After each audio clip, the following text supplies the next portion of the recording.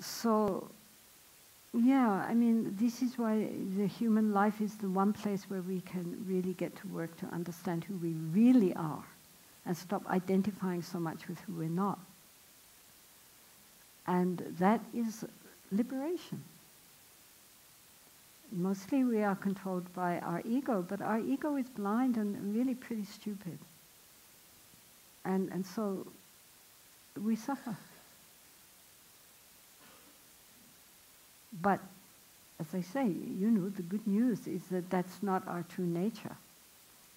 And the thing is that, you know, if you talk about enlightenment, then it sounds like, you know, the summit of Everest. But it isn't. The nature of the mind is the nature of our mind. It's here right now, this very moment. The only problem, I mean, it's like the sky, it's always there, but we get caught up in all the clouds. We don't see the sky, but the clouds couldn't be there if it wasn't for the sky. And so the sky, the space around the thoughts, we only see the thoughts, we don't see the space. But the space is always there. The thoughts couldn't be there if it wasn't for the space. The clouds couldn't be there if it wasn't for the sky. So it's not that we have to create something we don't have. What we have to do is recognize what is right there in front of us, but we don't see it because you can't grasp it.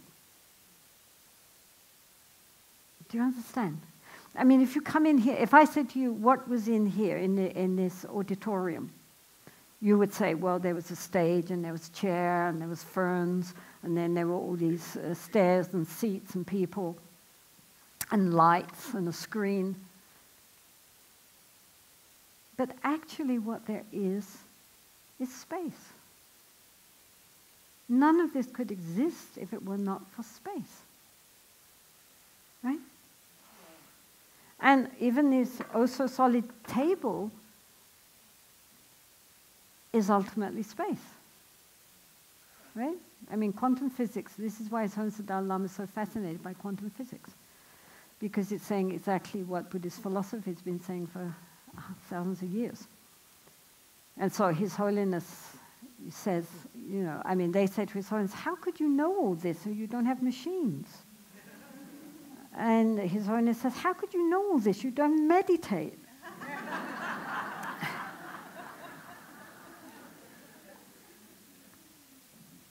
So the point is that, you know, we don't see space because you can't see it, you can't grasp it, you can't taste it and touch it. But nothing could exist without it. And in fact, everything, taken down to the nth degree, is space.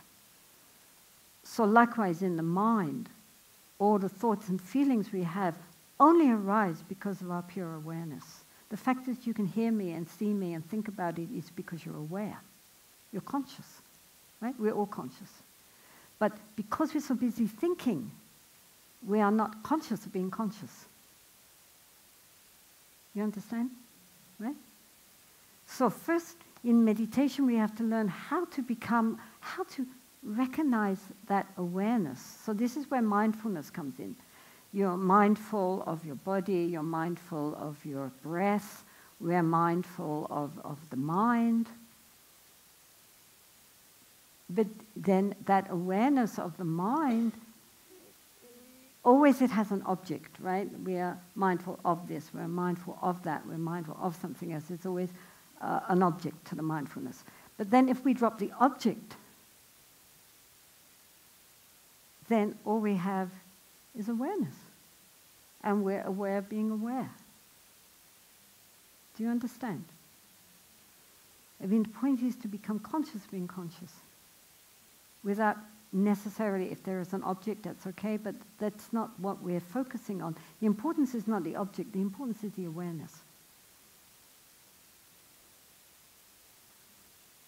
And so, you know, in this way we go back into a much deeper level of non-dual awareness, where there is an awareness without necessarily having any object of awareness, just awareness.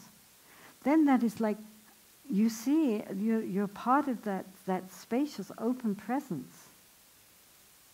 Then whatever comes into the field of that awareness is observed, is known, but it can pass out again. It's like we have a Teflon mind. nothing sticks. Right? Normally our minds are very sticky. Sticky with attachment or sticky with aversion. You know, they're like Velcro, you know, all little hooks, and it catches on everything. So what we need is to have this Teflon mind where nothing, everything passes through, but nothing sticks there. So then there's a clarity. And we see things as they are instead of how we're interpreting it continually to ourselves. And far from being a dumb state or a neutral state, it's a very vivid, open state. It's like suddenly waking up. And we wake up and we recognize we've been dreaming. Up to now, we've always thought our dreams were real. Now we recognize that, no, that's not real. That was just a dream. Now we're awake. And so there's an open, spacious clarity to the mind, which is a natural state. And it's not dependent on external happenings or internal. We just see everything coming. It's like watching a movie and knowing it's a movie. You can enjoy the movie, but we don't believe it. I mean, if the hero dies halfway through, you know, we don't go out and commit suicide. But, you know, we know he's going to appear in the next movie, so, you know, no big deal. So like that, you know, what we're trying to do is to recognize our innate awareness. And this is why the human realm is so important, because this is the one realm where we can do that.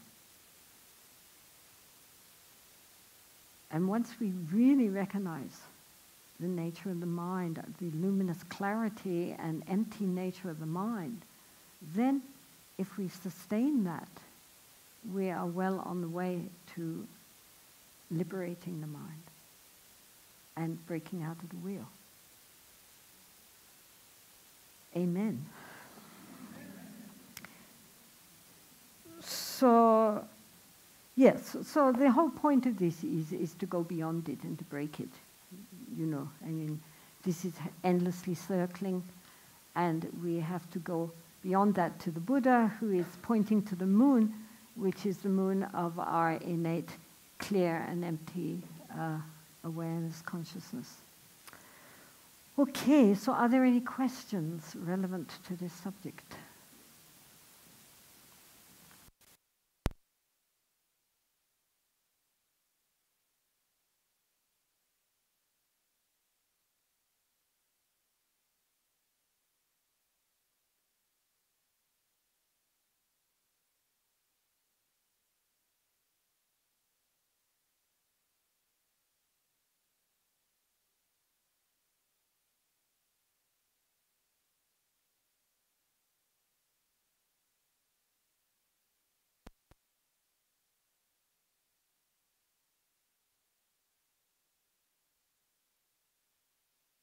Could you comment on that?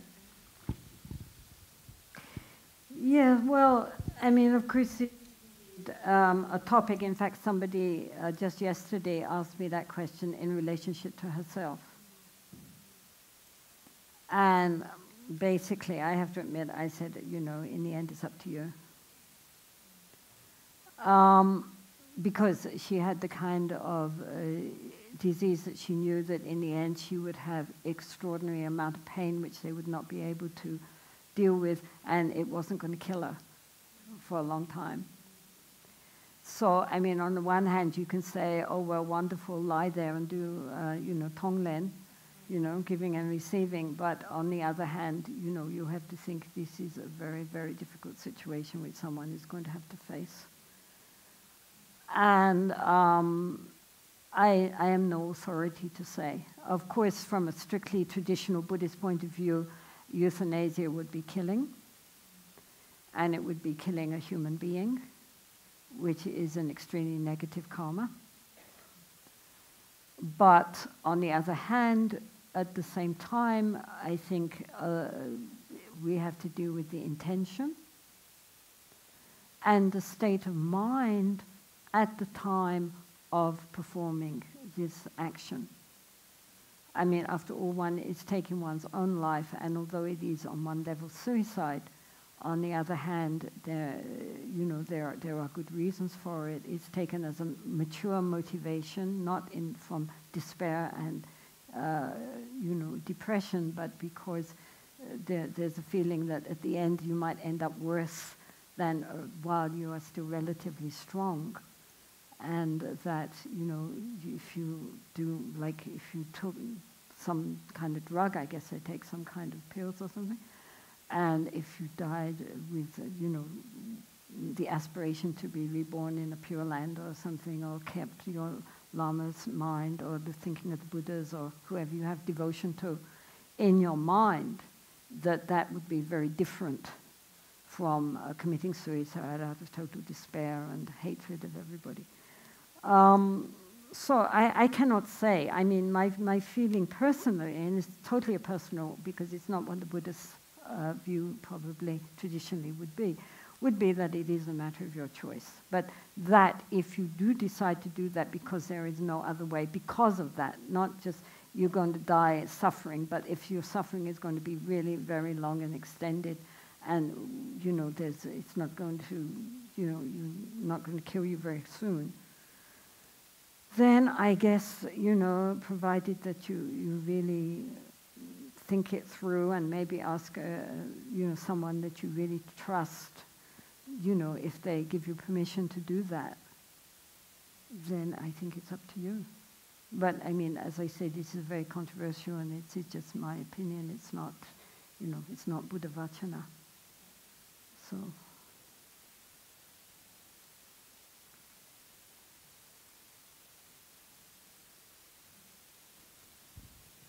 Sorry, again, related to a life-threatening, I'm over here.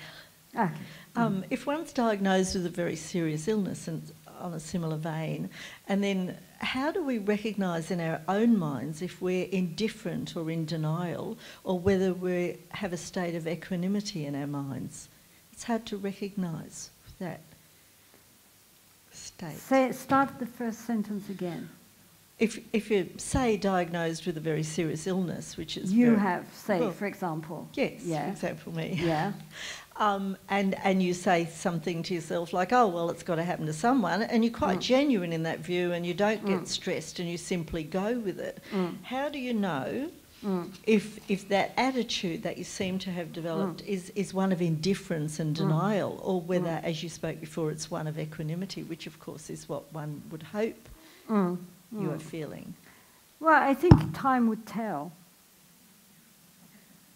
If you were just thinking that because you were suppressing your own actual fear by pretending to yourself that it was okay and this is all karma and we've all got to go anyway, so what? And if you were just saying that to yourself because you didn't want to face the problems that you were having with the existential question of dying, then I think in the time you would soon find that you didn't feel a sort of inner tranquility, that it would start coming up in various ways. I think if you really, truly have a sense of equanimity and acceptance, which is based on acceptance, right? Genuine acceptance, then you would feel almost an inner joy. It wouldn't be blank. It would be a sense of inner peace and joy. That you would know that this is genuinely, you are holding it in very gently and not allowing yourself to be troubled by it. I think and in the short term it might seem like the same thing, but in the end it would be a very, very different state of mind.